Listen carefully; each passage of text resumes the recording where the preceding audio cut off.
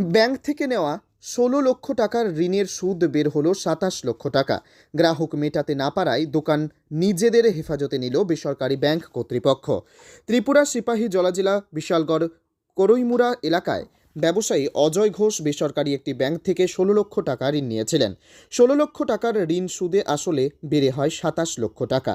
Bank কর্তৃপক্ষ একাধিকবার মালিকপক্ষকে সেই টাকা পরিশোধ করতে নোটিশ দিয়েছেন, কিন্তু অজয় ঘোষ সেই টাকা পরিশোধ করার মতো কোনো রকম উদ্যোগ না দেখানোয় শেষ পর্যন্ত বাধ্য হয়ে বেসরকারি ব্যাংক কর্তৃপক্ষরা সিপাহী জেলাশাসকের নিকট দ্বারস্থ হয়। জেলাশাসক বিষয়টি খতিয়ে দেখেন এবং মালিকপক্ষকে কয়েকবার সময় দিয়েছেন ব্যাংক থেকে নেওয়া ঋণ পরিশোধ করতে। তাতেও কোনো সাড়া দেয়নি অজয় ঘোষ। বাধ্য হয়ে জেলাশাসকের নির্দেশে বিশালগড় বিধানসভা কেন্দ্রের deputy collector and magistrate Prosenjit Das দুপুরে করইমুড়া এলাকায় অজয় ঘোষের দোকানটি নিজেদের হেফাজতে নিয়ে নেয়। সেই দোকানটির এখন মালিক সেই বেসরকারি ব্যাংক কর্তৃপক্ষ।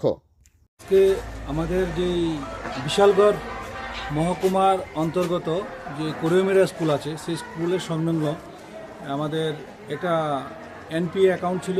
সেই এনপিএ অ্যাকাউন্ট যেটা উজ্জীবন ফাইন্যান্সিয়াল ব্যাংক লিমিটেডের কর্তৃক এটা সাবসিডি অ্যাক্ট অনুযায়ী 2002 অ্যাক্ট অনুযায়ী আমরা এখানে আমি অ্যাজ এ ম্যাজিস্ট্রেট, আমার সঙ্গে ব্যাংক আধিকারিক, ল সেল এবং ব্যাংকের যে শাখার প্রধান উনি এসছে এবং আমাদের পুলিশ প্রশাসন নিয়ে আমরা এই জায়গাটাকে প্রুভ করতে এসেছি। অ্যাকর্ডিংলি ওনার যে লোন অ্যামাউন্ট ছিল সেটার ওনারশিপ ছিল অজয় ঘোষ ও এজি রাবার ফার্ম কার নাম। এই হলো ওনার টোটাল ১৬ লাখ টাকা ডিউ ছিল, লোন নিয়েছিল। এটা এখন এজ অন ডেট অনুযায়ী 27.52 লাখ টাকা অলরেডি আছে, লোন ইন্টারেস্ট সহ হয়ে গেছে।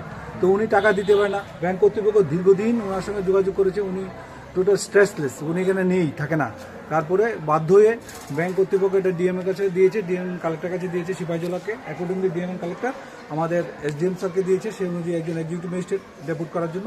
তো সেই অনুযায়ী আজকে আমরা এটাকে প্রুভ করতে এসেছি এবং প্রুভ অলরেডি করে দিয়েছি। আমরা দেখেছেন অলরেডি আমরা এটা কি অ্যান্ড লক করে দিয়েছি, যেটা আমাদের চাবি অলরেডি হ্যান্ড ওভার করে দিয়েছি।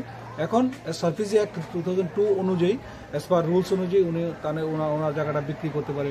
আর এখন বর্তমানে যে অজয় ঘোষ আর এই জায়গার মালিক হলে থাকবেন না, কারণ উনি অলরেডি অনেক যোগাযোগ করার পরেও উনি কোনো যোগাযোগই করেন না। উনি অনেক সুযোগ দিয়েছিল ব্যাংক, কিন্তু উনি যোগাযোগ অ্যাভেল করেননি, যার জন্য এটা বাধ্য হয়ে এটা প্রুভ করতে হয়েছে। এবং সেই অনুযায়ী আজ থেকে এই জায়গার প্রপার্টির মালিক হচ্ছে আমাদের ব্যাংক কর্তৃপক্ষ উজ্জীবন ব্যাংক ফাইন্যান্স লিমিটেড। আজকে আমরা এই কাজটা সম্পন্ন করব।